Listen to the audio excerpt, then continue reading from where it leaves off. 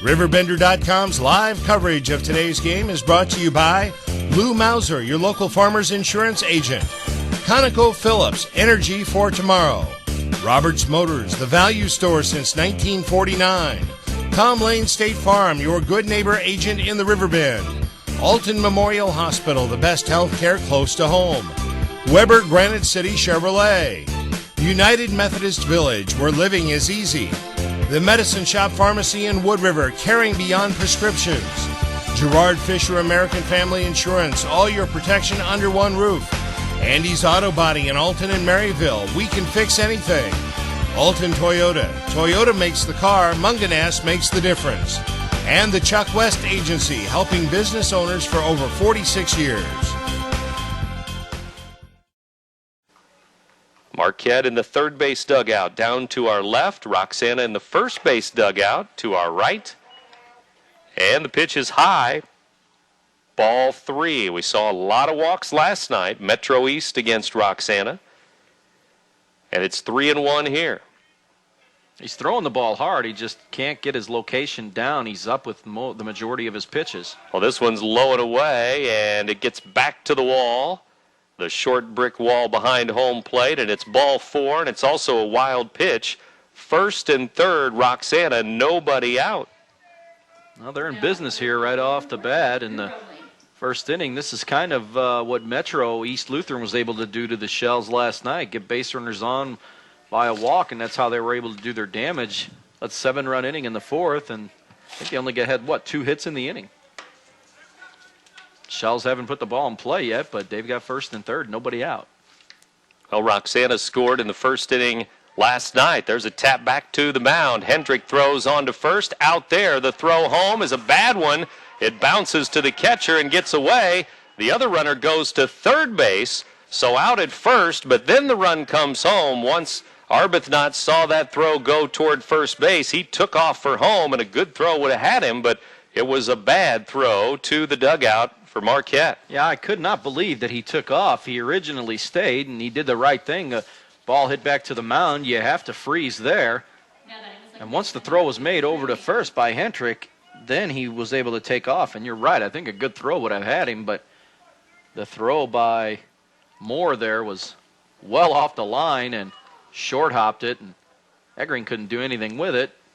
And to make matters worse, it moves that extra runner up to third base. So a run comes in, already in air on the Explorers, and Trey Ham skies one into left field. Left fielder camps under it. That's done, and he can't get it. The wind and the sun blowing it away from him. A run will score, and ending up at second base is Ham with a pop fly double to left field.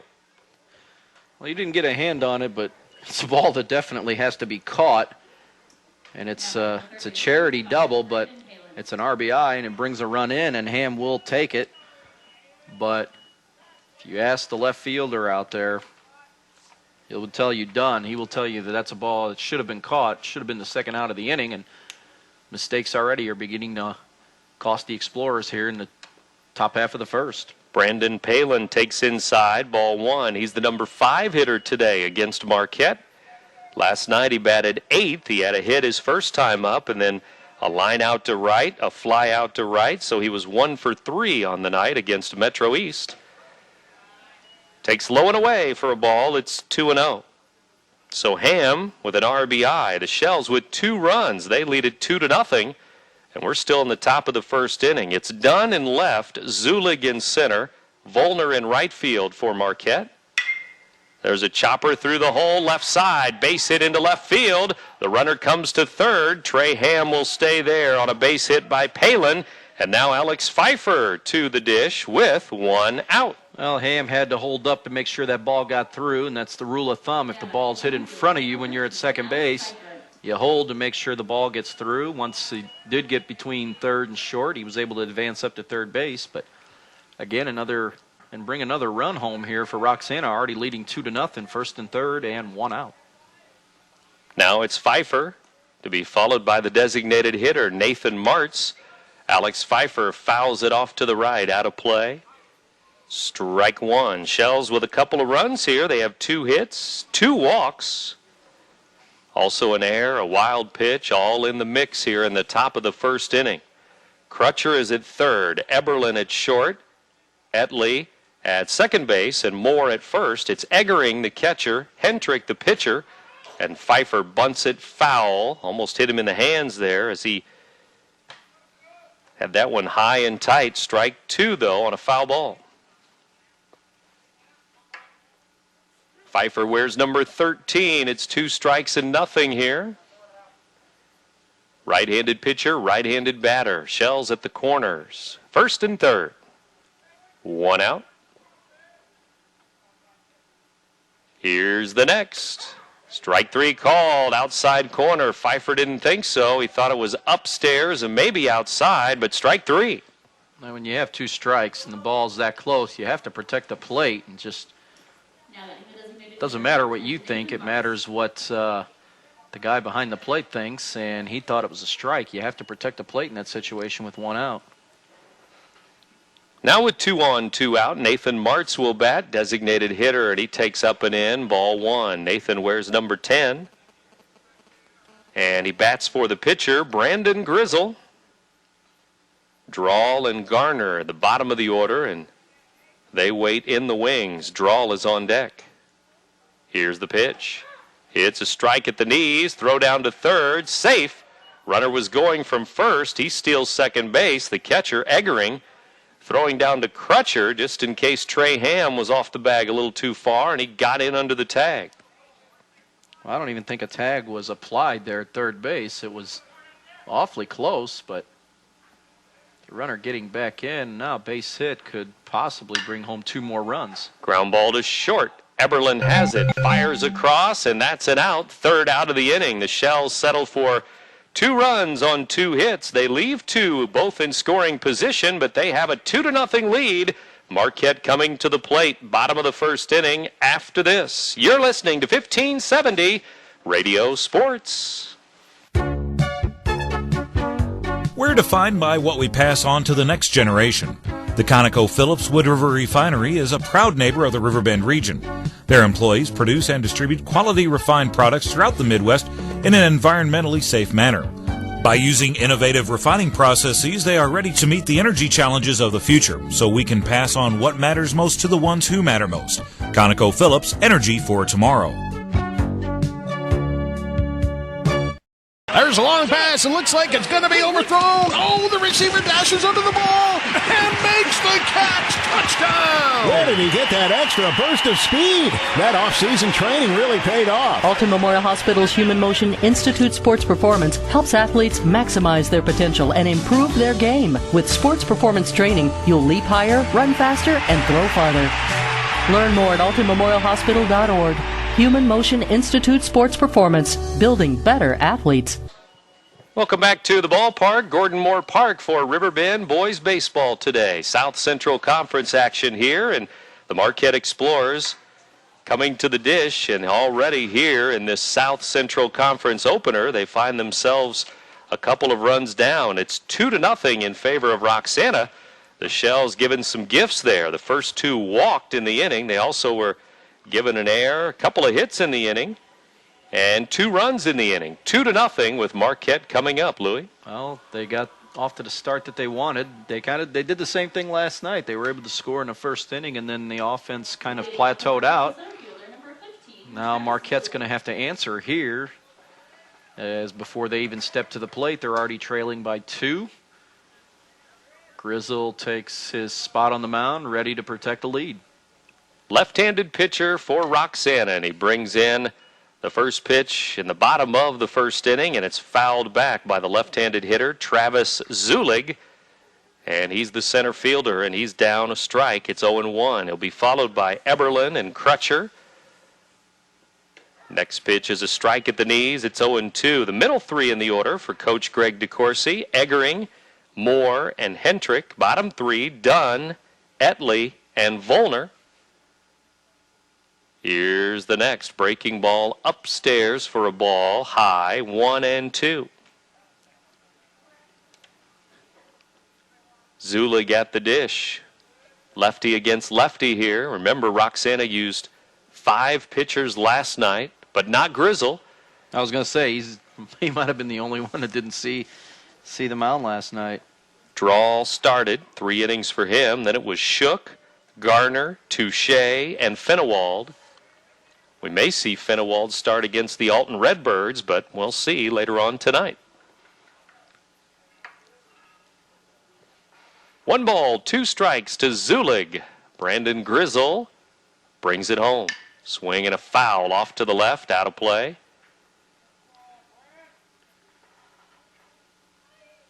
Again, the wind blowing straight out, maybe a little bit now to left center field, but whipping straight out here at Gordon Moore. Favoring the hitters for sure, and you never know on the pop-ups. We've already seen some of that. Adventurous for sure.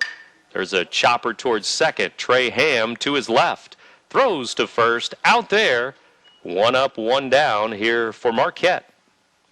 Well, they typically would tell you line drives is your best bet, but this might not be a bad day to get the ball up in the air. You're definitely going to get some carry to it, and it's going to play some things with those outfielders out there. They're going to have to be on the ball here today. Here's the shortstop, Keenan Eberlin. Where's number 25, right-handed batter? And the pitch to him is low, ball 1. Again, we have the Alton Redbirds later on tonight. Alton against these Roxana Shells. Sunshine here at the ballpark. Swing and a foul tip. And then tomorrow, weather permitting, we're scheduled to go across the street to diamond number 6 for softball. Roxana against Marquette. And it's never windy over there. Never. There's a ball high, up and away. It's 2-1 now. 4:15 tomorrow, the scheduled first pitch. Dan Weedman and the Explorers, Jeff Pear and the Shells. And there's a strike to Eberlin, 2-2.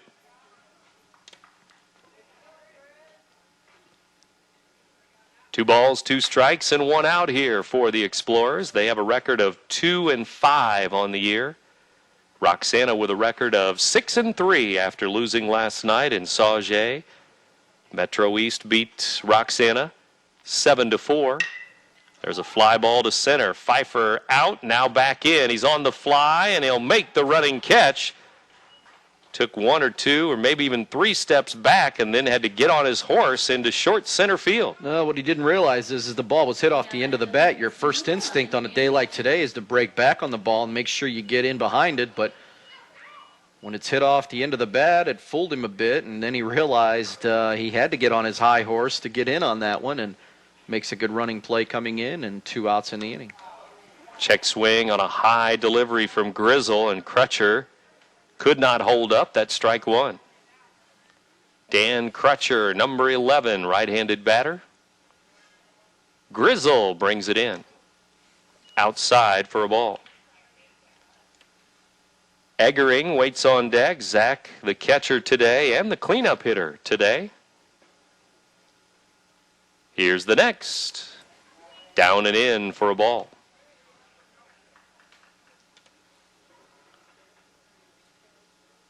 Grizzle looks in, gets the sign from Garner, the catcher. Here's the pitch, and it is high for a ball. Round the infield, Palin at third, Arbuthnot at short, Ham at second, Drawl at first, Brumley in left, Pfeiffer in center, and Pleister in right field. Drops in a strike here, Grizzle does, and it's 3-2 now.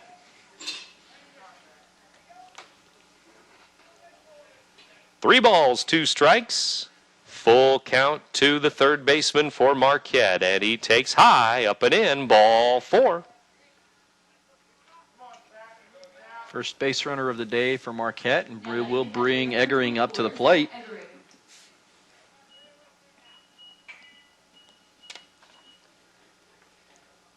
And the cleanup hitter will bat here in the first for the Explorers. Grizzle is now allowed a 2-out walk.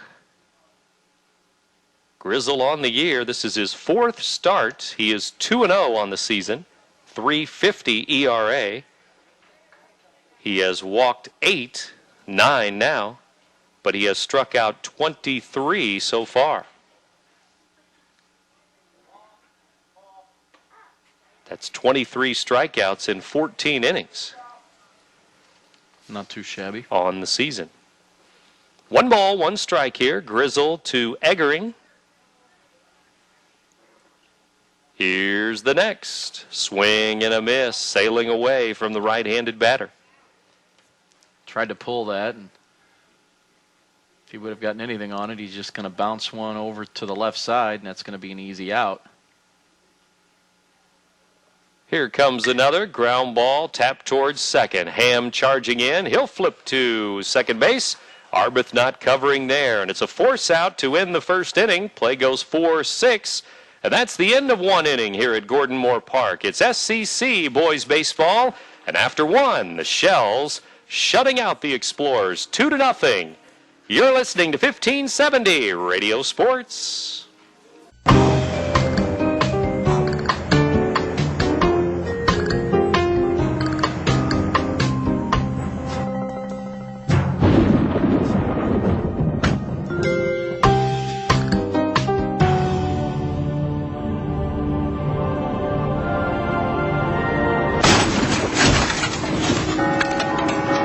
Need a body shop?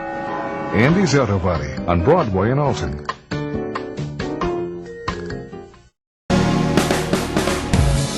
Toyota has more cars with an EPA highway estimate over 30 miles per gallon than any other car company on the road today. Camry, Matrix, Corolla, Yaris, Solara, and Prius. So no matter how high gas prices get, you can keep moving forward. Walks, and both of them scored. It never fails. They always seem to come back and get you in a game. And Hendrick walked the first 2 batters he saw, and they both scored. And we have a 2-0 game here in the second inning.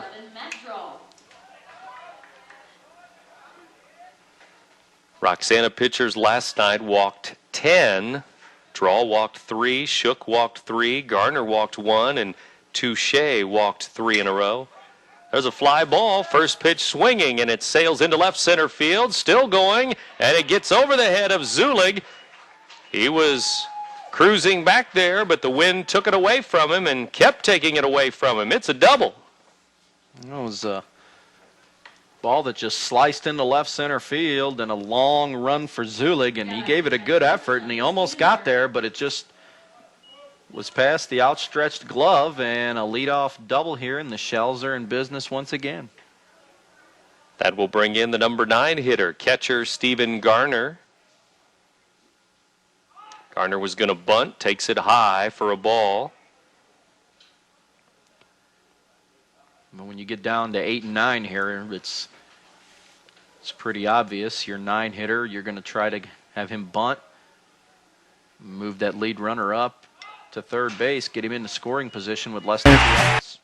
There's a foul on the bunt back here to the screen behind home plate. Good-sized crowd here gathering for Roxana and Marquette. And some fans will be arriving later, too, for the Shells and the Alton Redbirds later on tonight again. There's a bunt back to the pitcher. Pitcher going to third. No chance there. And Hendrick with a fielder's choice on the bunt. Everybody's safe. It's first and third. He had no chance to get that man going to third base. There's got to tell him, take that one to first base. No chance to get that runner. It was a good bunt. Ball was dead and just enough. And we're back to the top of the order. Arbuthnot the batter. And the pitch on the way. Swing and a foul. Off to the right and into the bullpen in right field. Top of the second inning, and the Shells have something cooking once again. With 2 on and nobody out. Runner at first, Travis Pruitt. Looks like he will run. Courtesy runner for the catcher Garner at first base.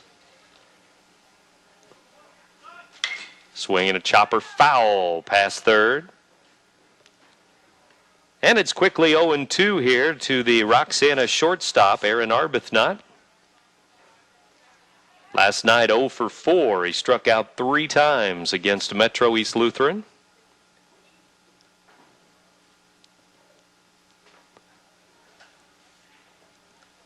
Here's another from Hendrick, and it's high for a ball. 1-2 the count. Pleister on deck. Then Brumley will step in, but Shells looking for some runs here. More runs. They lead it 2-0 as we play here in the second inning. Another pitch on the way. Swing a line drive. Foul. Down the right field line this time. Not a bad idea. Try to go down that right field line. Just sliced foul. That would have definitely brought 1 run in and taken that runner at first all the way over to third.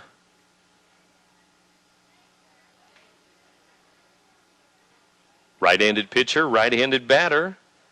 Runners go back, first and third, nobody out. Stretch by the Marquette right-hander. He brings it in, a shot to short. Diving play by Eberlin, but it gets by him into left field. Another run for the Shells. Arbuthnot drives in draw, and it's 3-0. Just eluded the glove there of Eberlin. I don't know if he would have had a play anywhere there. That ball was hit into deep short, just under his glove. Would have been tough to get up and get the force at second base, and definitely would have been difficult to get the throw over to first base to get one. So either way you look at it, it's probably an RBI single. Now Pleister going to bunt, deadens it up the third base line. That's a bunt single as Hendrick picks it up, slips and falls, but it didn't matter. Once he got it in the grass, he was on. The left-handed batter bunts it, third base side. The bases are loaded. Well, that's just another good piece of bunting there by Roxana. It was going to be a difficult play for Hendrick any way you look at it. He might, with a real strong throw, might have had a chance to get the runner at first base, but anybody else, I doubt it. Tried to plant his feet, and they just gave out from under him. And bases are full of Shells here, nobody out. Roxana has a chance at a big, big second inning. Swing and a miss over his head there, but it's a strike, 0-2.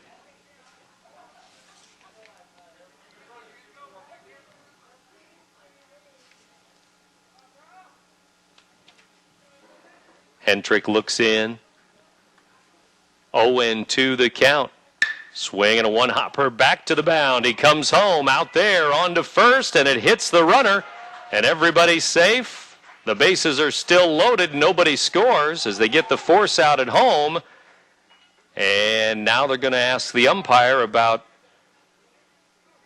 interference on the batter who was up the first base line. As the play goes 1-2, it's a force out. I don't think Greg DeCourcy's going to come out and talk to home plate umpire Dick Lyons here and ask him about that one, but I don't think he's going to get much out of it. It looked like he was right in his baseline there, and a good throw. A throw on either side of the runner would have had the double play. I mean, Hendrick couldn't have asked for a better situation. A comebacker to the mound, that's exactly what you're looking for in that situation. They do get the lead runner, which is most important there, but boy, a missed opportunity again. That could have been an easy twin killing and a boost of confidence for a Marquette team right now that just hasn't had much go their way so far, already down 3-0. First out of the inning is a force out at home. Bases loaded, 1 out now. Pitch is low and away, blocked by Eggering as it got 5 or 6 feet away from him toward the Roxana dugout first base side, but he blocked it enough. It's ball 1 to Trey Ham here. Right-handed batter. Swing and a line drive to left. Left fielder will have to chase it. It's over his head. It's to the wall. Trey Ham drives in 1, 2, and here comes another. They'll try to score all 3. The throw home. Save.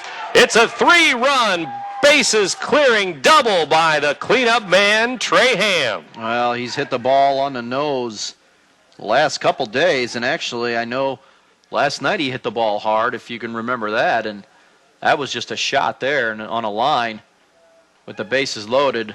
Mike Arbuthnot was going to be aggressive and have his runners coming all the way around, and The relay almost got him at home, just missed him by about a second or so, but Ham gets the job done and clears the bases and gives his team a 6-0 lead. There's a chopper to the right side. First baseman throws to the pitcher covering out there, and Ham will stay at third base. Ham took third on that relay throw home, but it's a 3-run double. 6-0 our score now in the second inning. 2 outs for the Shells, runner at third. That brings in Alex Pfeiffer now.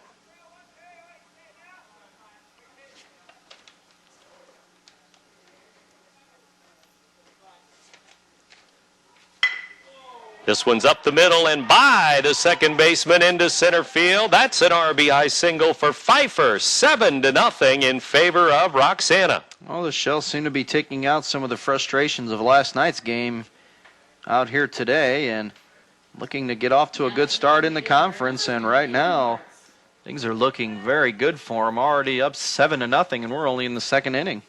Good piece of hitting there by Pfeiffer, just going back up the middle. And he delivers the 2-out base hit to drive in another run. And now they throw over to first. The ball gets away. Runner moves to second base. Pfeiffer is there with Nathan Martz at the plate. Martz, the designated hitter, and he'll see what he can do. Thomas Hendrick and the Explorers. Shot to short. Eberlin scoops and throws to first. Out there. The Shells get 5 more runs, though, in the second inning. 2 in the first, 5 in the second, and in the middle of the second inning here at Gordon Moore Park, it's Roxana 7, Marquette 0. You're listening to 1570 Radio Sports. Ladies and gentlemen, this is your captain speaking. We're now approaching the island of Bora Bora. Enjoy your stay. This beautiful home contains 8 bedrooms, 2 family rooms, and a private jacuzzi just off the master bedroom. Hey, anybody up for a cruise in my sweet boat? What are you going to do with all the money you save from buying your car at Roberts Motors? Roberts Motors in Alton or online at RiverBender.com. My dentist is like part of the family. He's always gone out of his way to make things as painless as possible for me. He's kind of like my American Family Insurance agent. Whenever I've got a problem, my agent solves it quickly, and it never requires Novocaine. I think my dentist could take some pointers from my agent. American Family Insurance. The family you choose. American Family Insurance. For all your protection under one roof, call Gerard Fisher, American Family Insurance. Welcome back to Diamond number 5 at Gordon Moore Park here in Alton as the Marquette Explorers and the Roxana Shells meet this afternoon in South Central Conference boys baseball. And Shells off to a good start, leading the Explorers 7-0 here. We're in the second inning, and it's Moore, Hendrick, and Dunn, the 5, 6, and 7 batters for the blue and white. Marquette with some work to do here. Well, if you're Grizzle right now, the thing you want to do is you've got a big lead. Last thing you want to do is you want to start walking batters. That was Roxana's Achilles heel last night. You want to be able to protect this lead, force these guys to hit their way on if they're going to do that. Your offense is giving you a nice, comfortable lead already early in this game. Marquette's got a lot of work to do to get back in the ballgame. 3-2 pitch is fouled off to the right, out of play. And it's another 3-2 pitch coming from Grizzle to Moore. Drew Moore, number 35 for the Explorers. Here comes another from the Roxana lefty, and it's down and in. Ball 4, 2 walks now in the first 5 batters. Well, if you're Marquette, you just have to slowly but surely work at it. You can't get all these runs back at one time. You just go station to station here and hope that you're able to put together some hits and some base runners and a solid inning. And still a long way to go. We're only in the bottom of the second inning, but leadoff walk has got things going for him here. Swinging a line drive into left center field. That's going to hit the gap, and that will one-hop the fence. Moore coming to third, and The ball still at the warning track, so Moore will come in to score on a double by the pitcher, Hendrick, and Marquette's on the board. 7-1 now, second inning. Oh, that was a shot there that one-hopped the wall out there, and Hendrick hit that ball on a line. Couldn't have hit it any harder if he tried. And he helps his own cause there, and that's a start for Marquette. They're able to bring one run in. Now they've got another runner in scoring position. You just go one at a time here and just start pecking away at it. It's 7-1. That'll bring in Joe Dunn from the left side. Against the left-hander, Grizzle. Runner at second base now. Pitch on the way. Swing and a foul back to the screen. Well, at the worst, he needs to pull this ball over to the right side somewhere. Move that runner up along to third base and get him there with less than 2 outs. Get him there with 1 out. Stephen Etley waits on deck. Breaking ball is outside to the left-handed batter. 1-1 count to the number 7 hitter. Dunn is the left fielder. Bottom of the second inning, the pitch on the way. Swing and a pop foul, strike 2.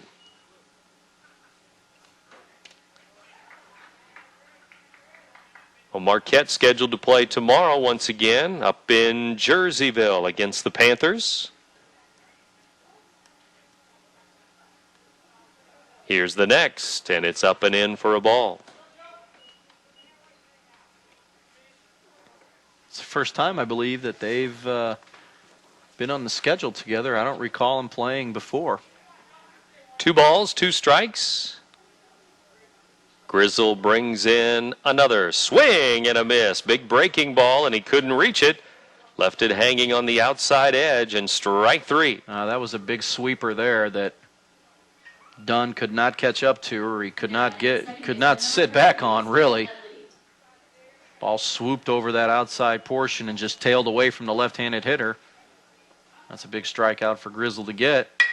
Line drive, shortstop, reaches it, Arbuthnot, throw to second, safe there. And Arbuthnot jumping as high as he can jump, and he's a little guy, but he got up there a little bit anyway. I was going to say, for anybody else, that's probably, I don't know if he's going to have to get up off of his feet, but the little guy that he is, he made a great play. That ball was scolded there by Etley. I thought it was destined for left center field and another RBI maybe, but we'll have to wait and see. You think back to that batter there, and Arbuthnot definitely saved a run. Came up big for his pitcher to get himself an out. Throw back and safe at second base. They almost picked the runner off once again. Number 9 hitter here, the right fielder Volner, Sam Volner at the plate.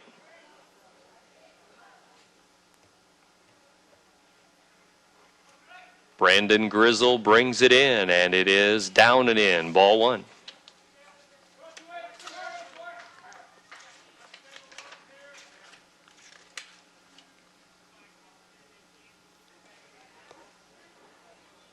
One ball, no strikes. Swing and a miss. It's 1-1. Ran that pitch away from the right-handed hitter. It's pulling away from it off the outer edge of the plate. Evens up the count at 1.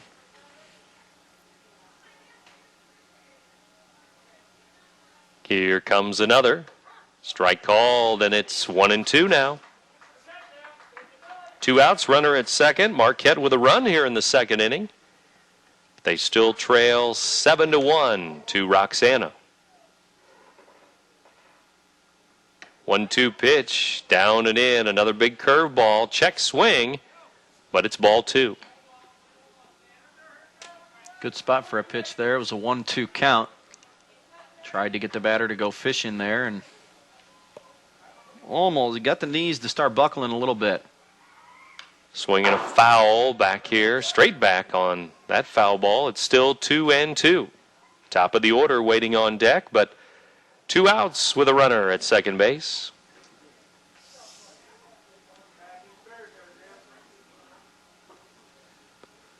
Grizzle gets a new baseball. Garner the catcher. Palin at third. Couple of steps behind the bag at third. Arbuthnot at short. Ham at second, playing close to the bag, holding the runner. Draw the first baseman. Grizzle brings another one in. It's high. It's full count now, 3-2. First base open, and again, the leadoff man on deck, and that's Travis Zulig. Here's the next. Outside, ball 4. Grizzle has walked 3. And that brings it back up to the top of the order.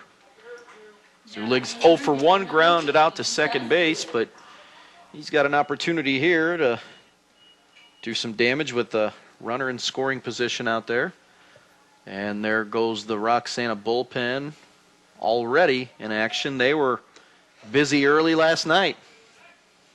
Ball down and in, ball 1, lefty to lefty here, and Drew Finnewald is going to start loosening up. Right-hander for the Shells in the right field corner. I want to know who's going to pitch tonight. 5 last night. There's a soft line drive into right field. Right fielder will play it on a hop. Runner around second, and he will score. It's a base hit, and Zulig will take an extra base as the ball gets away on the infield. Second and third, 2 on, 2 out. It's 7-2. Now that's not going to get the runner at home, and that's just a mental mistake out there by the right fielder Pleaster. You got to get that ball back in. The runner was going to make it into third base, and that error there by the right fielder enables another runner to get into scoring position. But the Explorers get another run on the board, and it's 7-2. And a quick meeting for Roxana pitching coach Pete Kleeman, who heads to the mound here. With his Shells leading 7-2, the hits are also 7-2. Couple of hits this inning, RBI double for Hentrick, and then an RBI single there for Zulig. And that'll bring in Eberlin. Keenan Eberlin has a chance to keep it going here. Second and third for the Explorers. There's a little tap to the right side. Ham needs to hurry. He charges in and throws to first. Safe. A little double pump there. He couldn't get it out of his glove, and that's an infield single and an RBI. Well, it was going to be a tough play. Once it got by the pitcher, it was going to be difficult to make a play on that anyway, and then once the double clutch came, that pretty much killed that chance, and Eberlin's able to get himself an infield single, and the Explorers inch ever so close. Now they're only down by 4. 3 runs in the inning for Marquette. Here's the pitch, down and in for a ball to Crutcher, ball 1.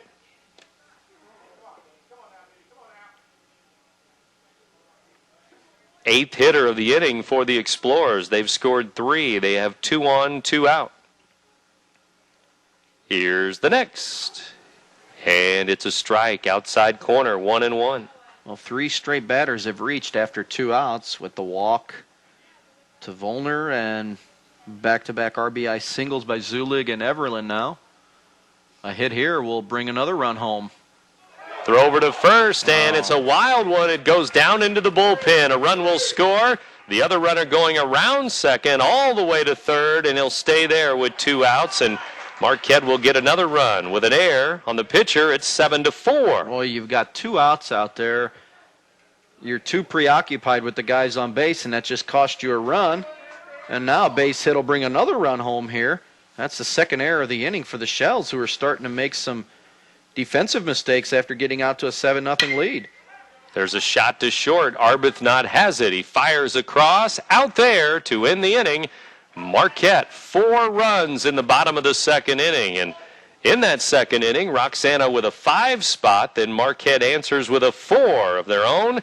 7-4 after 2 innings. The Shells lead the Explorers. You're listening to 1570 Radio Sports. Business owners all around the Riverbend have been turning to Chuck West Agency for over 46 years for help with employee benefits, retirement planning, and life insurance solutions. Retirement planning is one of the most crucial concerns for business owners and employees, so let Chuck West Agency help you find sound, innovative ways to meet these challenges. Give Chuck West a call at 618-462-6880 or email info@chuckwestagency.com. Does your auto insurance meet your needs? Is your homeowner's policy covering everything you need it to? Call your local farmer's agent, Lou Mauser, today.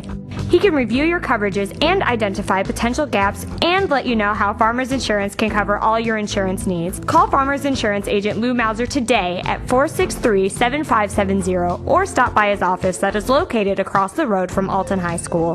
When you need the best insurance at reasonable prices, think of your local Farmers Insurance agent, Lou Mauser. With Louis Korak, Brent Birkeland back with you. 7-4 now in this boys South Central Conference baseball contest. A couple of minutes after 5 o'clock, you're in tune to WBGZ Alton. And as we cruise into the 5 o'clock hour here at Gordon Moore Park, we move into the third inning. Top of the third, and the Shells at a 7-0 lead. They lead Marquette 7-4 now. Well, we'll see if this gives Mr. Hendricks the mound. His team came back and got him 4 runs back, only down by 3 now. Like you said, we're only in the third inning. We've got a long way to go. Draw, Garner, and Arbuthnot to bat here in this third inning against the right-hander Hendrick. Starting pitchers still around for now. There's a pop. Foul, third base side. Third baseman over into foul territory. Stumbles a little bit, but Crutcher stays with it. Out number 1.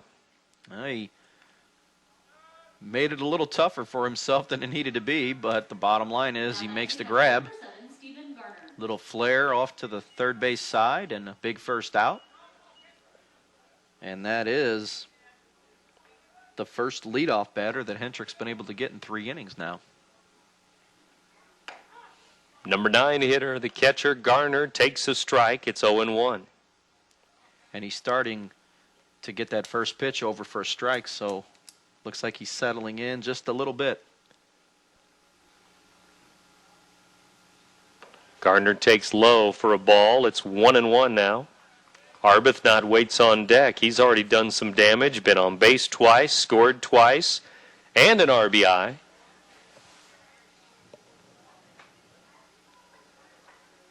Another pitch, swinging a soft liner. Shortstop, not going to get it. Eberlin watches it float over his head for a 1-out base hit. Well, he almost looked like the ball was going to be flared to him, and then at the last second he realized that thing was going to go over his head. If he starts backpedaling right away, he might have a chance to catch that ball, but nevertheless, a little bloop single for Garner, and he's been on base twice now. And that'll bring in Arbuthnot, top of the order. 3 at-bats in 3 innings for the shortstop.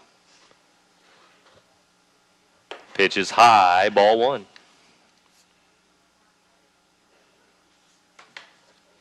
Well, Ham has done the most damage. A double, 2 doubles, 4 RBIs, and a run scored. Bases clearing 3-run double in the second inning.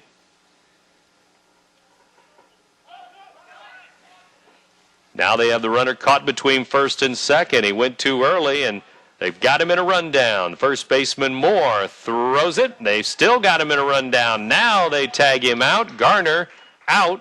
Lost a shoe in the rundown, too, and it's 2 down. Big second out to get there, and again, Roxana and look at Mike Arbuthnot just looking down at first base, wondering what happened there, and Coach Pat Keith having a word with him. They like to be aggressive on the bases, definitely, but that turns into a 1-6-3-6 putout. Swing and a miss by Arbuthnot. It's 1-1. Again, he's been on base twice, scored twice. Pleister on deck. He's scored twice. 7 runs in the first 2 innings for the Shells. Their lead is 7-4. Another swing and a miss. Up in his eyes again, a big cut. It's 1-2.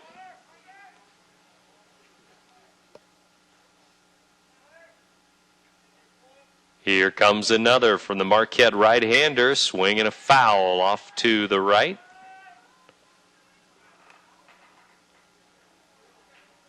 Thomas Hendrick, the pitcher, Eggering the catcher. It's Crutcher at third, Eberlin at short, Etley at second, Moore at first.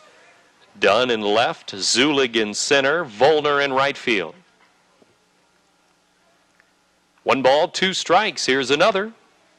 upstairs to Arbuthnot. It's 2-2.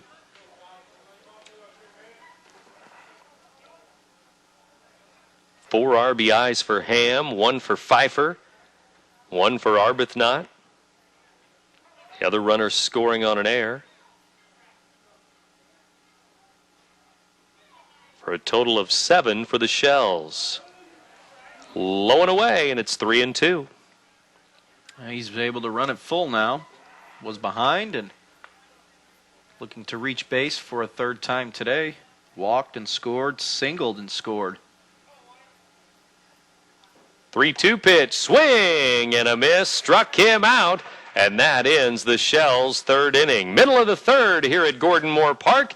It's 7-4. The Shells lead the Explorers. You're listening to 1570 Radio Sports.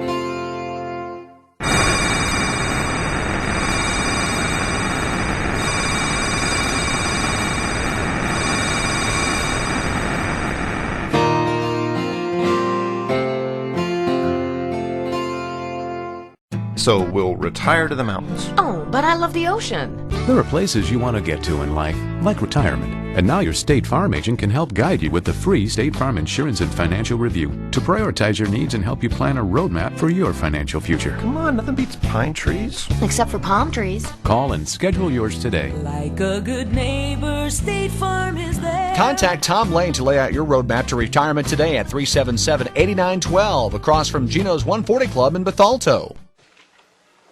With Louis Korak, Brent Birkland back with you. Our engineer, Mike Montgomery, back at the studios of the Big Z tonight. Today and tonight, we'll have baseball for you. Later on tonight, it's these Roxana Shells against the Alton Redbirds. Redbirds with a record of 5-2 after beating East St. Louis last night. Southwestern Conference game. A South Central Conference game here. SCC, Roxana and Marquette. One strike pitch from Grizzle. There's a tap up the third base line, and it is a foul ball rolling right on the chalk and then rolling foul. I was going to say they're better off waiting for that thing to go foul, or otherwise that was going to be one of those swinging bunt singles for Eggering, and that was close. Number 4 hitter Eggering will be followed by Moore, Hendrick, and then Dunn if anybody gets on. 0-2 pitch. Breaking ball just a little high. It's 1-2. We're in the bottom of the third inning. 7-4. Roxana leading Marquette. Check swing, and it's down low for a ball. 2-2 now. Tried to get him to go down in the dirt after that one and almost got him. I'm surprised they didn't ask for an appeal down at first base. None was asked for, none was given. 2-2 the count.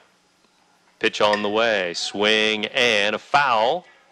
Down into the right field corner to the bullpen. It goes again, and Pleister will run it down. He's the right fielder. Pfeiffer in center. Brumley in left field. Spacious outfield here at Gordon Moore Park.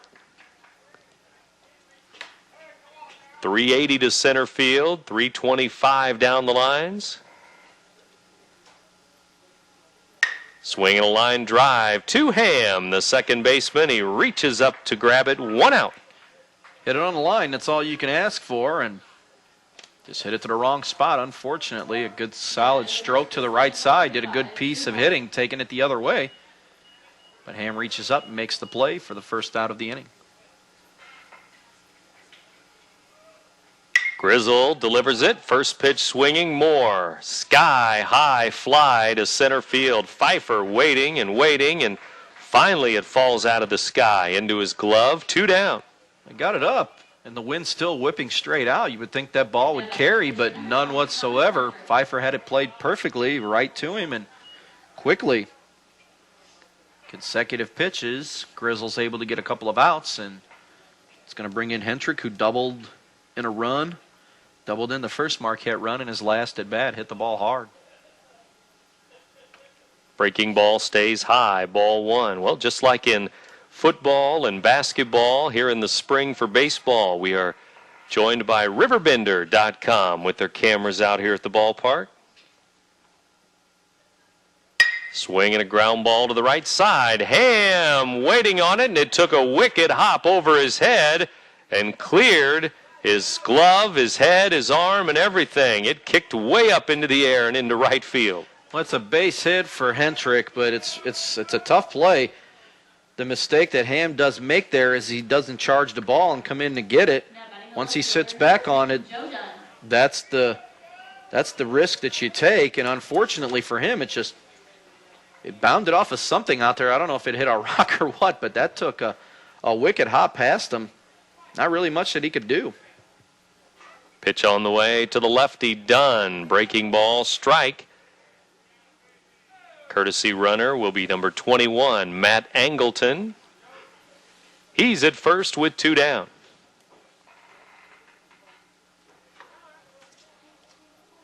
Pitch is a ball. It's 1-1 now.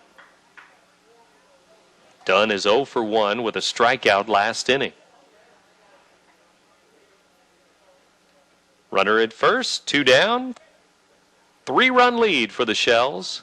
This one behind the batter, but it tipped his bat. That's a foul ball. He didn't get the bat down. It was behind him, but it's a foul ball. Well, the pitch did get away from Grizzle, but he'll take it. Much better 1-2 than 2-1, and he got a break. Another foul, tapped this time back to the brick wall here. Stretches from dugout to dugout, first base side, third base side, and we'll do it again. 1 ball, 2 strikes.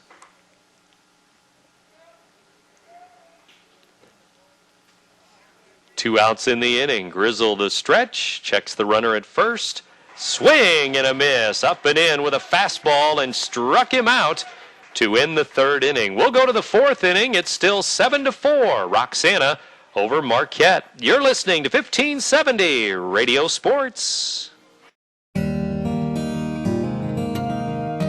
Make life easy for yourself at the United Methodist Village.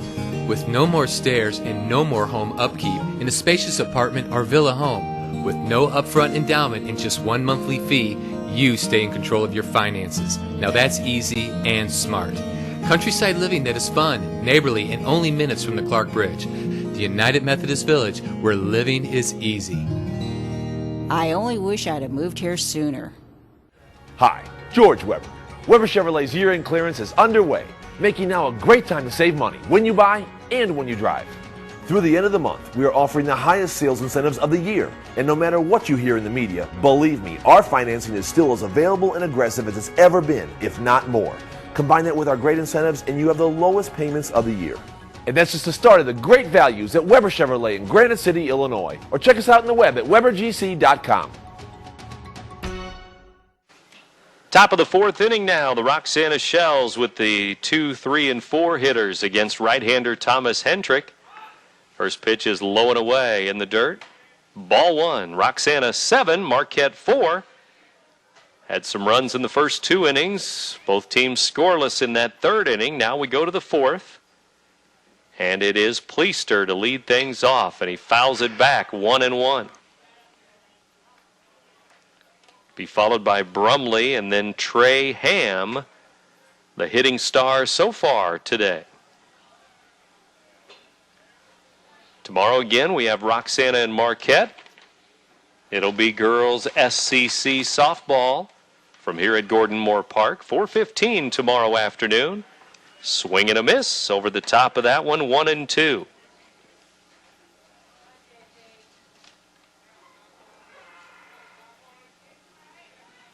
Right-handed pitcher, left-handed batter. It's 1 ball, 2 strikes, and another foul ball back here and out of play.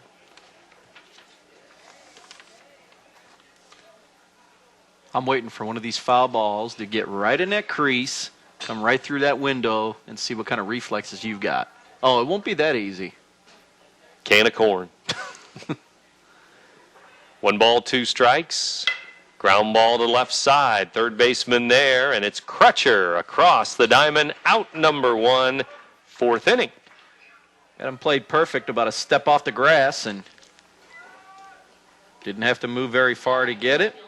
Makes a good strong throw, and another leadoff man retired. And Hendrick is set down for the last 5 batters that he's faced. Brumley now from the right side. Swings and misses, strike 1. Number 3 hitter in the order.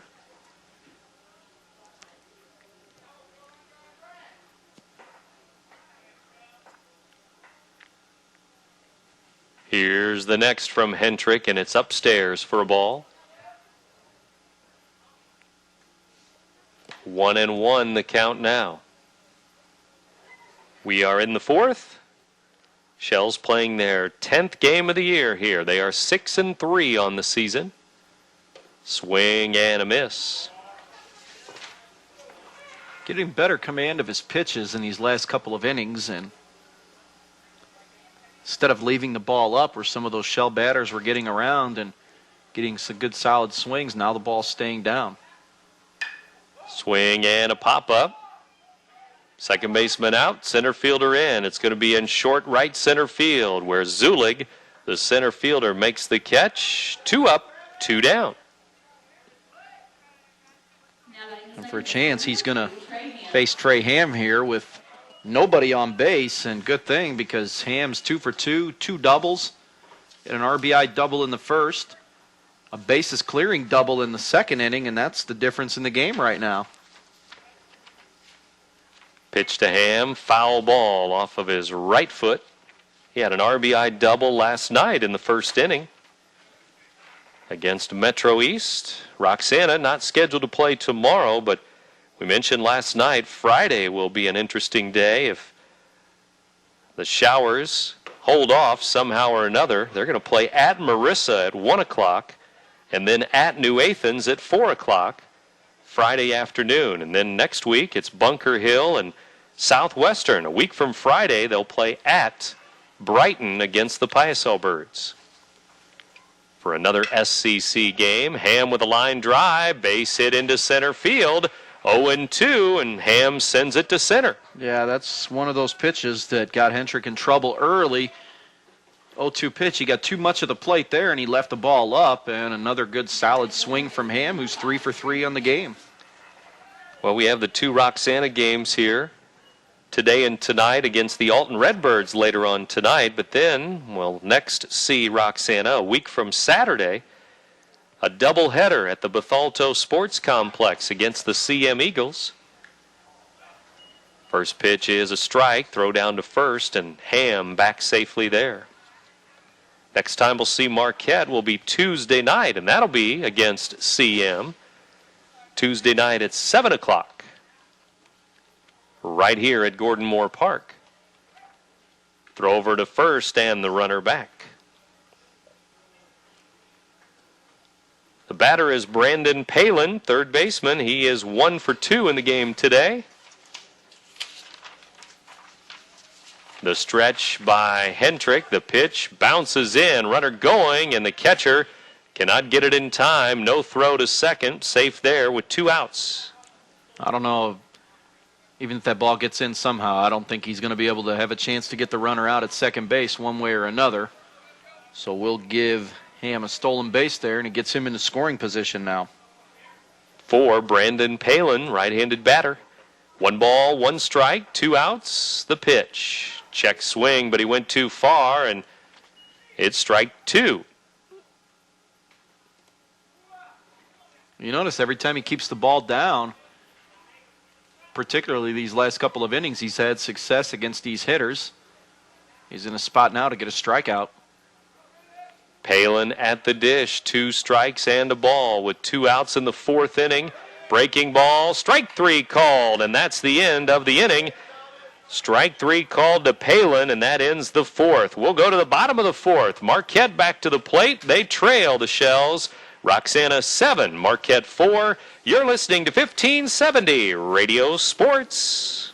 There's a long pass. It looks like it's going to be overthrown. Oh, the receiver dashes under the ball and makes the catch. Touchdown! Where did he get that extra burst of speed? That off-season training really paid off. Alton Memorial Hospital's Human Motion Institute Sports Performance helps athletes maximize their potential and improve their game. With sports performance training, you'll leap higher, run faster, and throw farther.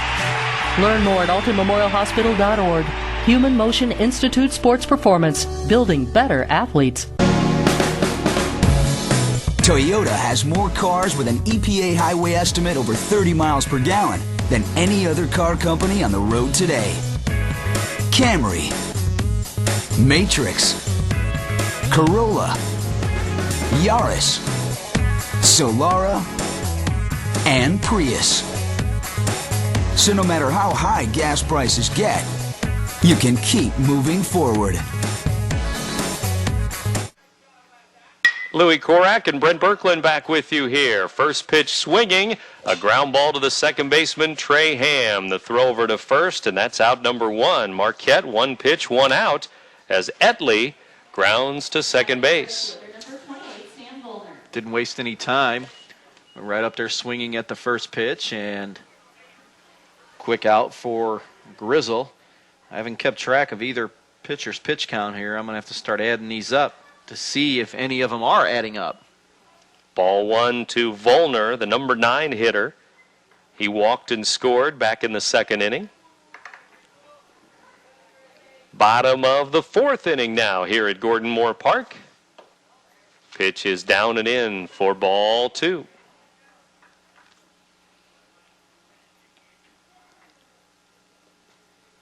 Two balls, no strikes. Another on the way from Brandon Grizzle, the Roxana left-handed pitcher. Swing and a miss. It's 1-1. Make it 2-1 now. Leadoff man Zulig on deck. Swing and a miss. It's even at 2-2. Little change up there. Volner looked like he was expecting fastball and was a little ahead of the pitch. Swing and a miss, up and away, and he struck him out. And that's 2 quick outs here in the 4th. Well, that was a cutter running away, and good pitch and a good location just off the plate, just off the strike zone, but close enough where the batter's going to have to protect the plate there. And the strikeout for Grizzle is his 3rd of the game. Swing and a fly ball into left. Left fielder back, under it, has it. Brumley there to make the catch. A ground out, a strikeout, and a fly out. 1, 2, 3, and we'll go to the 5th inning. It's still 7-4. The Shells lead the Explorers. You're listening to 1570 Radio Sports.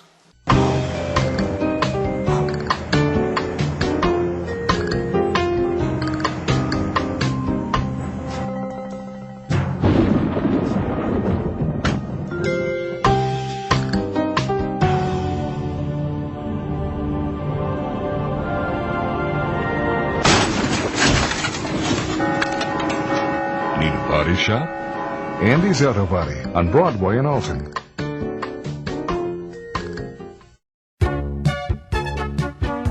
We're defined by what we pass on to the next generation. The ConocoPhillips Wood River Refinery is a proud neighbor of the Riverbend region. Their employees produce and distribute quality refined products throughout the Midwest in an environmentally safe manner. By using innovative refining processes, they are ready to meet the energy challenges of the future, so we can pass on what matters most to the ones who matter most. ConocoPhillips, energy for tomorrow. Marquette and Roxana, the Shells and the Explorers, and we head to the 5th inning. It's SCC boys baseball. 7-4 our score, and no scoring the last couple of innings now. All the scoring in the first 2 innings. We go to the 5th.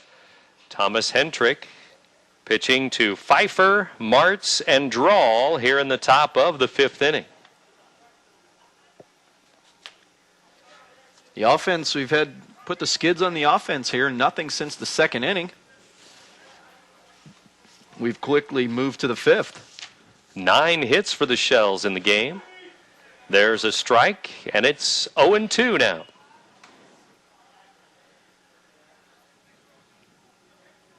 Seven runs, 9 hits for Roxana. Marquette, 4 runs, 4 hits. Pfeiffer waits on an 0-2, swing and a miss down in the dirt, and Eggering will throw to first to complete the strikeout. 1 out in the 5th inning. Back-to-back strikeouts now for Hendrick, and he has 4 in the game. Martz the batter now. He is 0 for 2, 2 ground outs to short. First inning and the 2nd inning. And he pops this one foul, strike 1.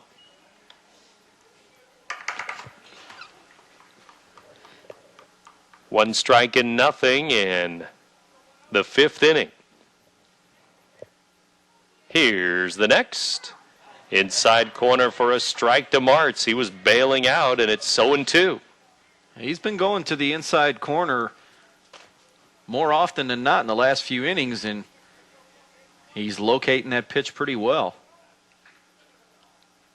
0-2 pitch now, way high for a ball. He wasted that one with an 0-2 count. 1-2 now. Right-handed batter Nathan Martz, the DH, batting for Grizzle, the starting pitcher. Ground ball to second base. It's a 2-hopper to second. Second baseman Etley throws to first, 2 outs. He had Martz reaching for that one and just poked it over to the right side of the infield and got him on a good pitch up and off the plate. Drawl digs in from the left side. Matt Drawl, a double and a run scored in the 2nd inning. Popped out in foul territory. Then in the 3rd inning, Shells batted around in the 2nd inning. 9 batters to the plate. They scored 5 runs on 5 hits in that 2nd inning. And they led 7-0. Marquette with 4 runs in the bottom of the 2nd inning. And that's where we are right now. There's a high hopper to the first baseman, Drew Moore, and he'll step on the bag. 1-2-3 for the Shells. Bottom of the 5th inning coming up. Still, Shells 7, Explorers 4. You're listening to 1570 Radio Sports. Let me go play golf.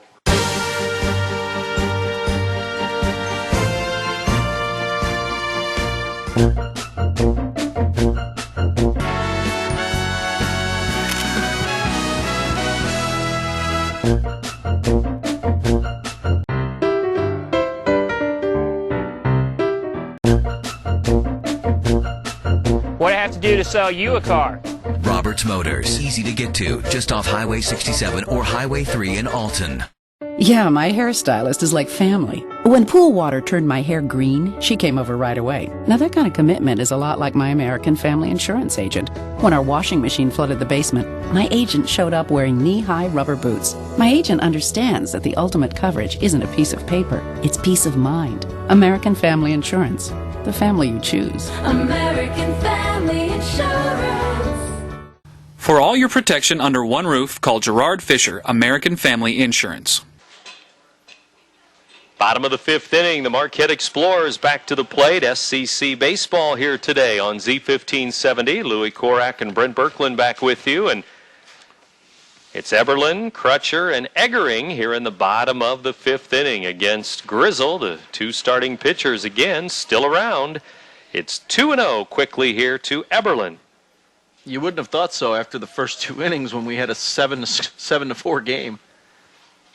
11 runs early and nothing since then. Still 7-4. There's ball 3, though, to the Explorers shortstop. And it doesn't take very long. There goes Finnewald back down to the bullpen. Right-hander for the Shells will loosen again, and there's ball 4. A 4-pitch walk by Grizzle to start the 5th.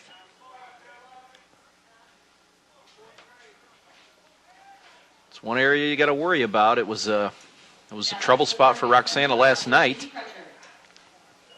And by my count, that would be 3 walks now. 4 for Grizzle in the game. Grizzle brings the first pitch in. A slow breaking ball drops in there on Crutcher. Strike one. Grizzle walked one in the first inning. Had a walk in the second inning and also a strikeout. Then another strikeout in the third and the fourth. There's a strike, and it's 0-2 here. Couple of good-looking breaking balls there. Gets Grizzle out in front.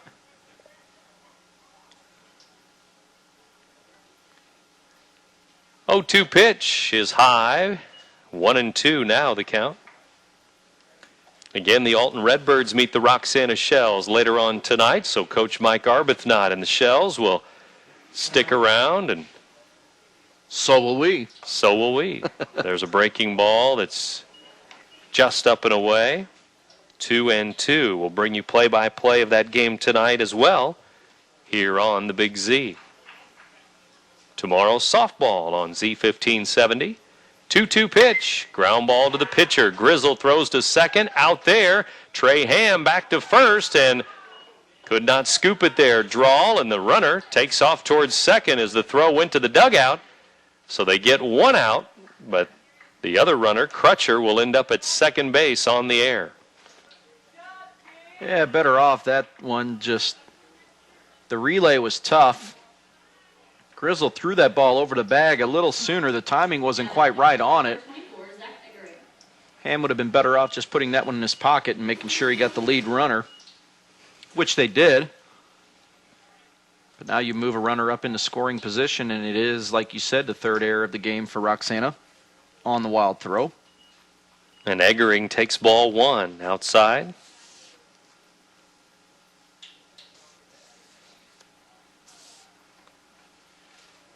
Four runs, 4 hits for the Marquette Explorers.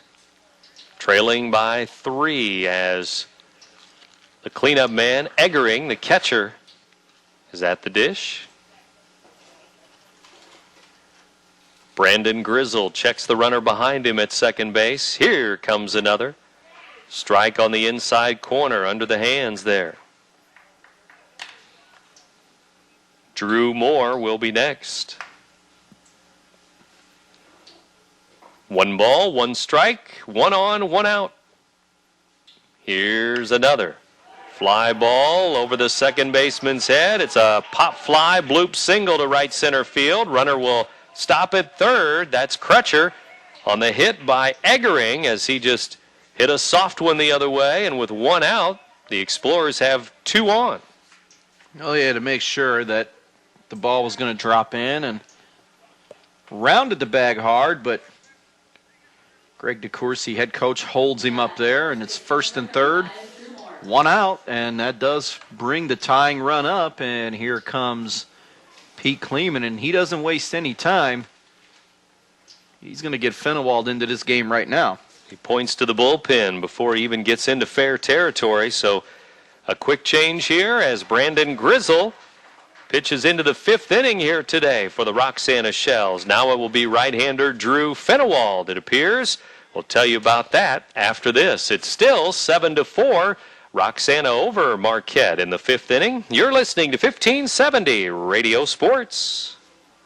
Make a choice about what college to attend. Consider all the advantages of a Lewis & Clark Community College education.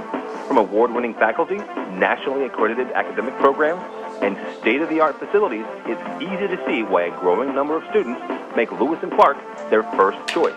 Call 1-800-YES-LCCC or log on to lc.edu and make Lewis & Clark your first choice. 4 walks. 4 walks and 3 strikeouts. I don't know what the hell you're doing.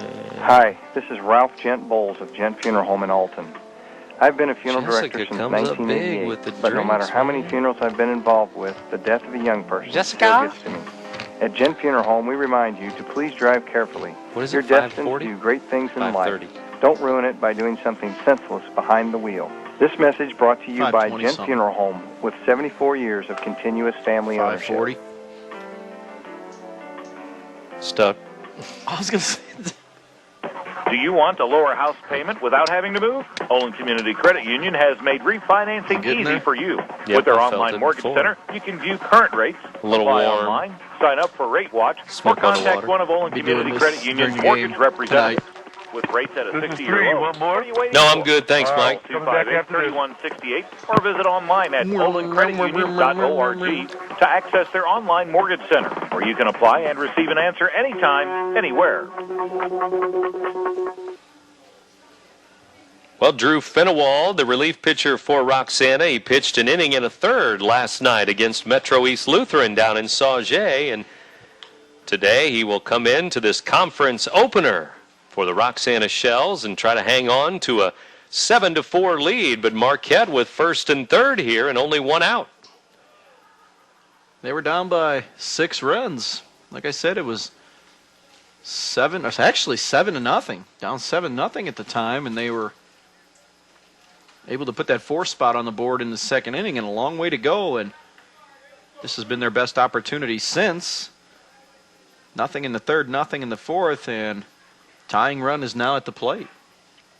Drew Moore, right-hander. Fenewald gets it by him, swing and a miss, strike one. Took a little something off of that pitch and got the Marquette first baseman out in front. Drew Moore, right-handed batter, is the 5th batter in the order today for Coach DeCourcy. Right-hander Fenewald, throw over to first, and the runner back, close play. So Grizzle leaves the game and goes 4 1/3 innings today.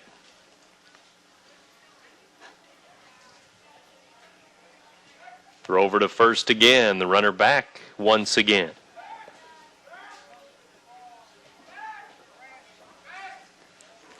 Fenewald the pitcher, Garner the catcher. Shells out in the field, Marquette at the dish. Strike one pitch. On the way from Fenewald, it is low and away for a ball. Sometimes Fenewald looks like he's short-arming the ball there when he pitches. Some pitches, I guess. He's a right-hander. The stretch. Pitch is a strike on the outside corner. Strike called. Pitcher Thomas Hendrick will be next. He's on deck for Marquette. First and third for the Explorers. 1-2 pitch. Check swing, but he went too far. It fooled him. Breaking ball low and away. Struck him out. Yeah, he had him tied up on the 1-2 delivery there, and he's not going to overpower you with many fastballs there. Another off-speed pitch. It was just a steady diet of change-up after change-up, and had a curveball in there as well. And that's a big second out to get. Now all the infielders can play at normal depth. The middle infielders are playing for the double play ball to begin with. Breaking ball outside. Sails away for ball one. Hendrick 2 for 2, an RBI double back in the second inning, and then a bad hop single in the third inning. That got by Trey Ham. Here's another pitch. Outside, 2-0. Probably going to be careful the way they pitch to him here. You've got Dunn on deck, and he struck out twice in the game, so I'd be surprised if Hendrick saw a strike here. They set up outside again. Garner, the catcher. Swing and a fly ball into center. Pfeiffer goes back, still going back. He reaches up. He can't get it. 1 run in. Here comes another as Hendrick has extra bases. He's rounding second, headed for third. The throw goes that way, but it's a 2-run triple as he sends it to dead center field over the head of Pfeiffer. It's 7-6. Like I said, I'd be surprised if he didn't see a strike. On the very next pitch, he gets one right down the chute, and boy, hit that one hard again, just like he did in the second inning when he plugged the left center field gap. That time, Pfeiffer went a long way, and I thought for a second there he got the glove up and made a nice catch, but he hit it to the deepest part of the park, and Hendrick's got himself quite the day going now, 3 for 3 with 3 RBI. And he's at third base. And he represents the tying run, believe it or not. The stretch by Finnewald. The pitch is outside for a ball. Well, you can close the book now on Grizzle, is that right? Allowed all 6. 6 runs.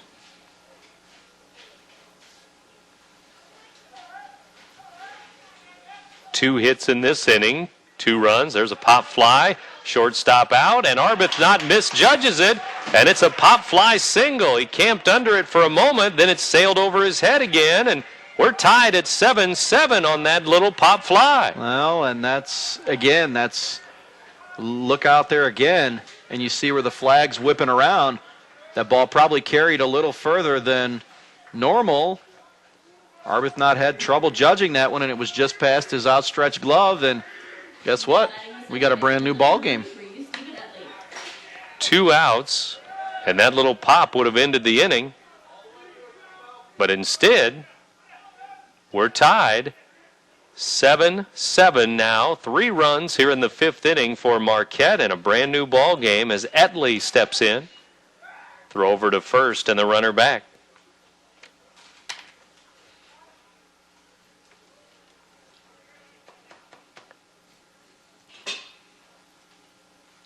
Finnewald looks in, gets the sign, brings it in high for a ball.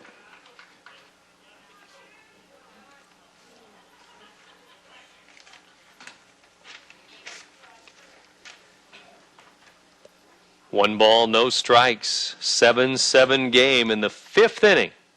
Swinging a foul, first base side. It's 1-1. All 3 runs coming in after 2 are out. 2-run triple by Hendrick. Then the bloop single by Dunn, getting past Arbuthnot.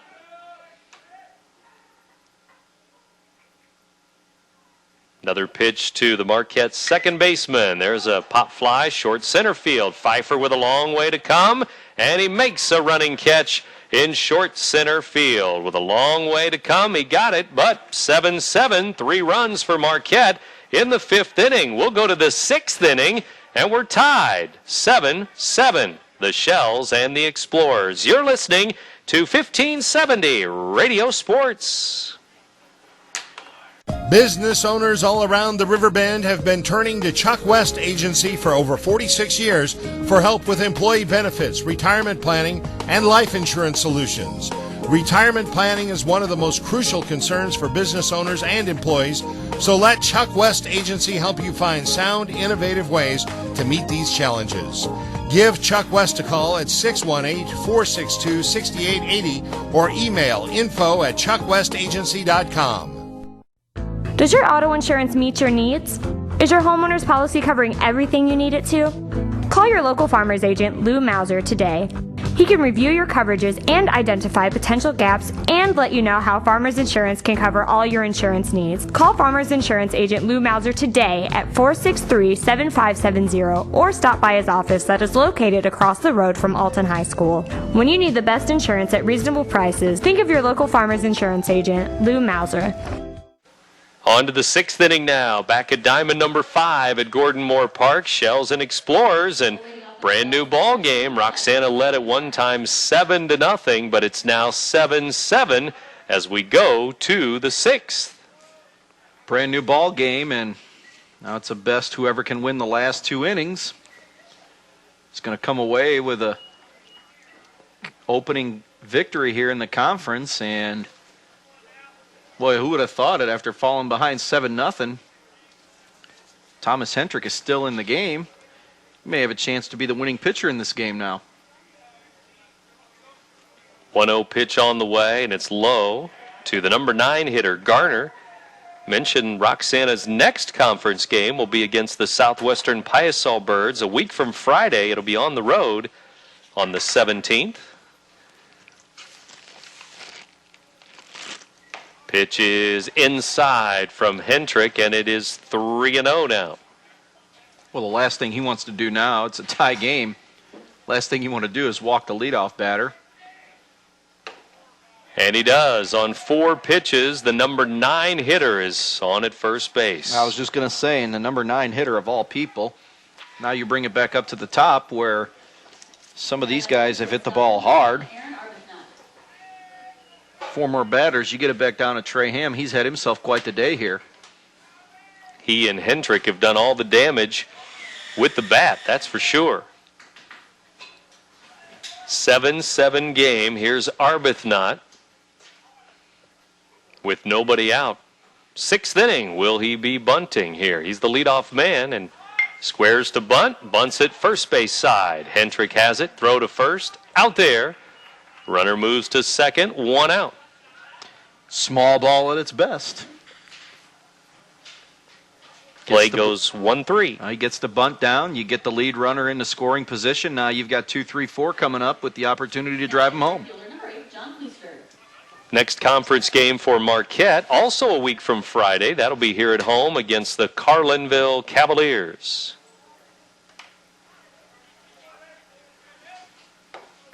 First pitch is up and away. Ball 1 to Pleister here. Pleister has scored twice. He has a hit. Bunt single. Up and away. Ball 2. Got started at about 4:15 this afternoon. Coming up on 6 o'clock now. And we're in the 6th inning.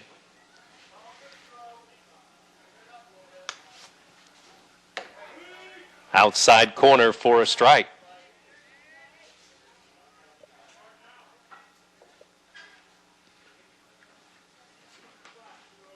Two balls and 1 strike. Hendrick checks the runner behind him at second. Up and away. Ball 3.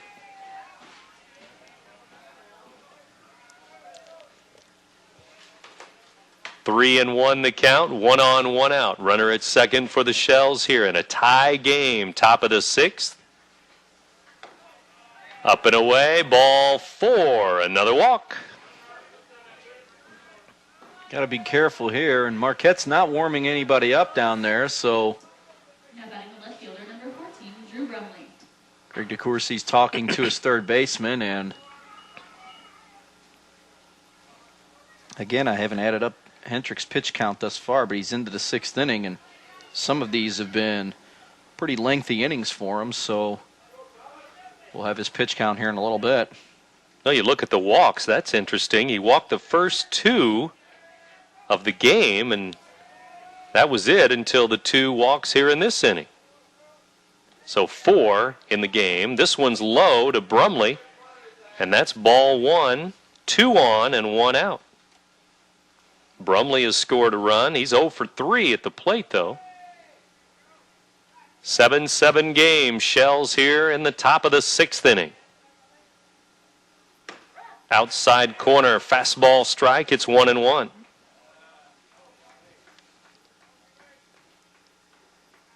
One out in the inning, and the runners at first and second. 2 walks in the inning. They have a lead at first and at second base. Upstairs, it's 2-1 now.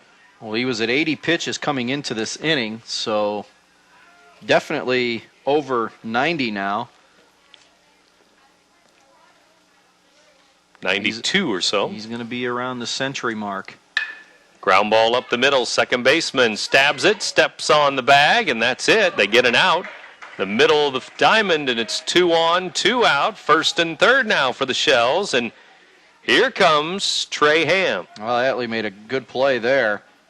Ball up the middle, and for a moment you thought it was going to get into center field and give Roxana the lead, and here's where you be careful now, because Trey Ham's done the most damage here in this game, and Hendrick hasn't had any success with him.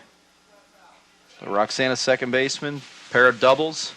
He's got a single and 4 RBIs in the game. Ball 1 down in the dirt. And I got a feeling they're gonna pitch carefully to him. Like they should have done to Hendrick. Well, then again, I thought they were going to pitch carefully to Hendrick, and so much for that theory. Next pitch, my idea went right out the window. 2-run triple for him. Swing and a miss for Ham. It's 1-1. 6th inning, 2 on, with 2 walks here in this inning. 2 on, 2 out. It's first and third for the Shells. And Coach Mike Arbuthnot has the right hitter up there, the hitter that he would want up there, Trey Ham. the cleanup man. Here's the next. Swing and a fly ball to left. Left fielder coming in, under it, and has it, and that ends the inning. The Shells leave 2 on base in the 6th inning. We'll go to the bottom of the 6th, and it's 7-7. Roxana and Marquette all tied up. You're listening to 1570 Radio Sports.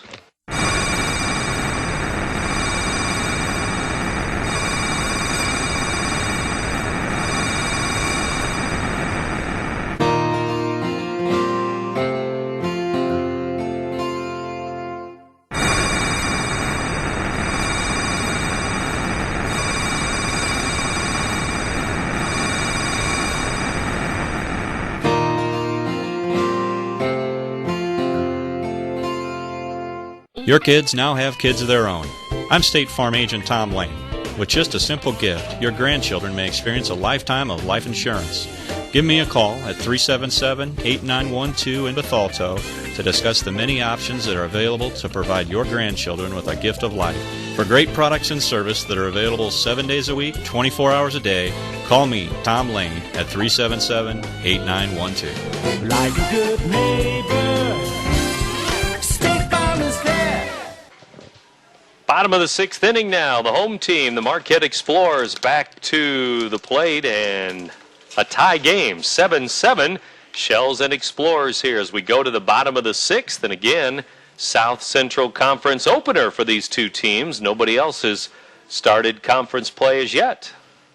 And Marquette will bring up 9 and then back to the top of the order, so an opportunity for them to maybe scratch a run across and get the lead and go into the 7th inning and take your chances and get yourself a heck of a come-from-behind victory.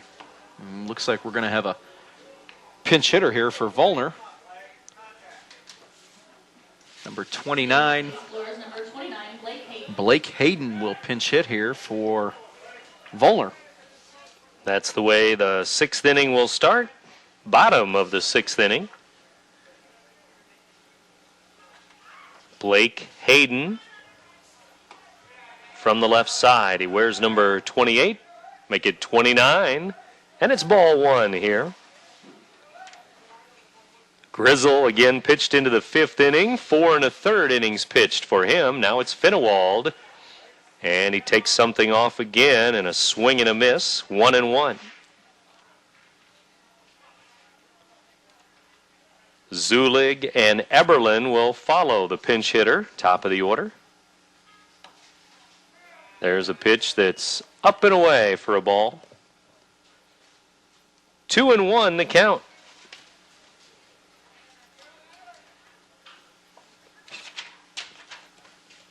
Two-one pitch is popped up. Second baseman Ham goes out. He's under it. He has it. The outfield grass, and there's one down on the pop-up. Now batting the center fielder, number 15, Travis Zulig. Well, Fenewald gets the leadoff batter. Now he has to deal with the top of the order here. Nobody on and one out. Zulig is 1 for 3. In the bottom of the 6th inning here. The lefty lines one to center. Pfeiffer right there, though, and he makes the catch. Ball hit hard and right to the center fielder. First pitch swinging, and Zulig is now 1 for 4 on the day. Brings in Eberlin. 1 for 2. Singled and scored in the 2nd inning, singled and knocked in a run in the 2nd inning, and he walked in the 5th. This one's outside for a ball from Finnewald. 2 up, 2 down here in the bottom of the 6th. Ball 1 to Eberlin. Right-handed batter. Here's the next. Swing and a miss. Off-speed delivery again. Change up there and evens up the count at 1.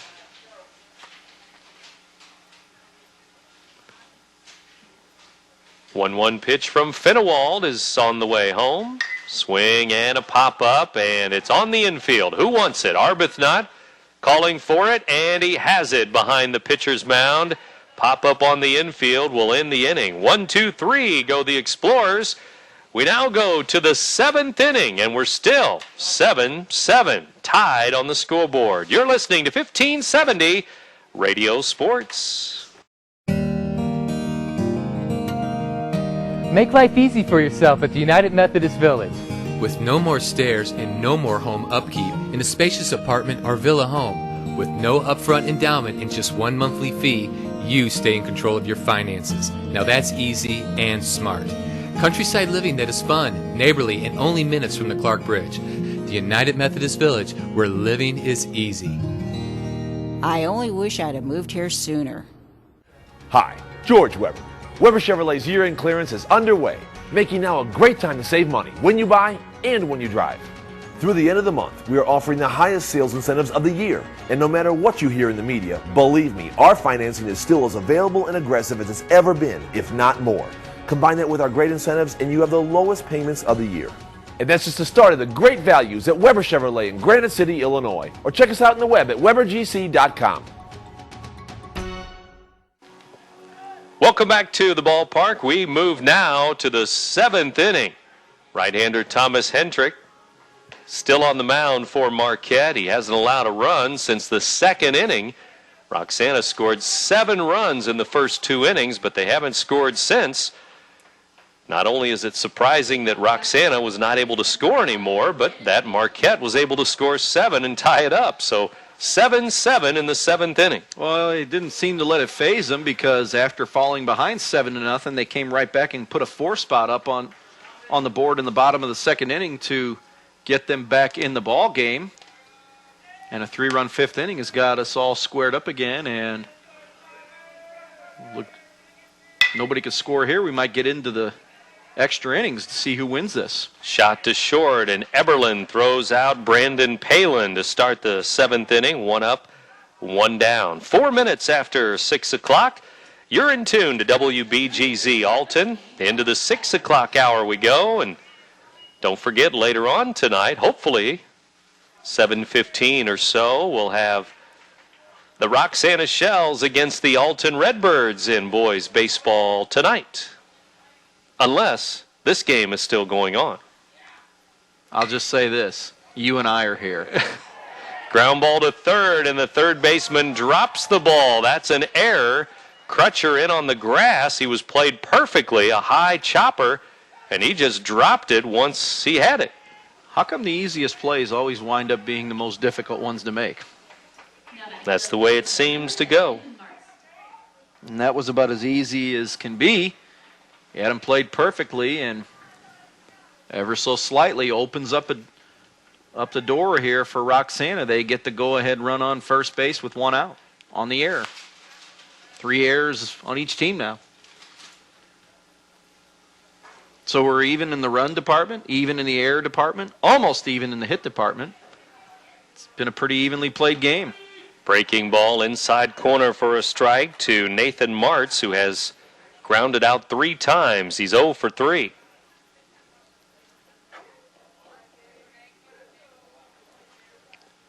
Hendrick looks in, checks the sign, brings it in. It's low for a ball. 1 on, 1 out.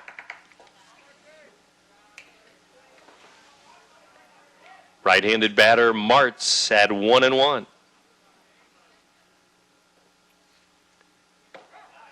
There's a strike called. It's 1-2 now.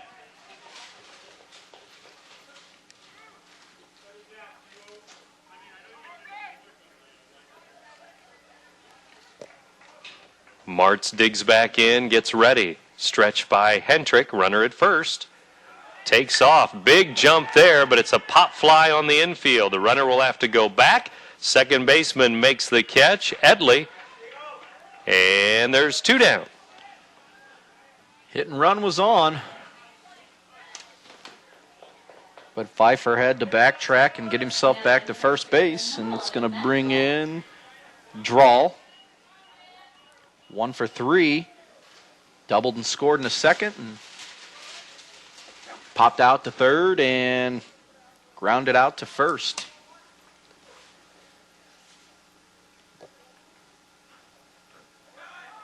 Runner going, swing and a miss. The throw down, not in time. That's a stolen base with 2 outs. So runner at second. And that's Pfeiffer with good speed. So a single or a hit may score him now from second base.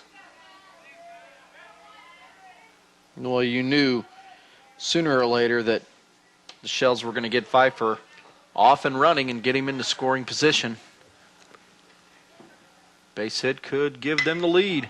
Fly ball into left center field. Center fielder going back. Left fielder there too. And Zulig makes a diving catch. He got under it in left center field.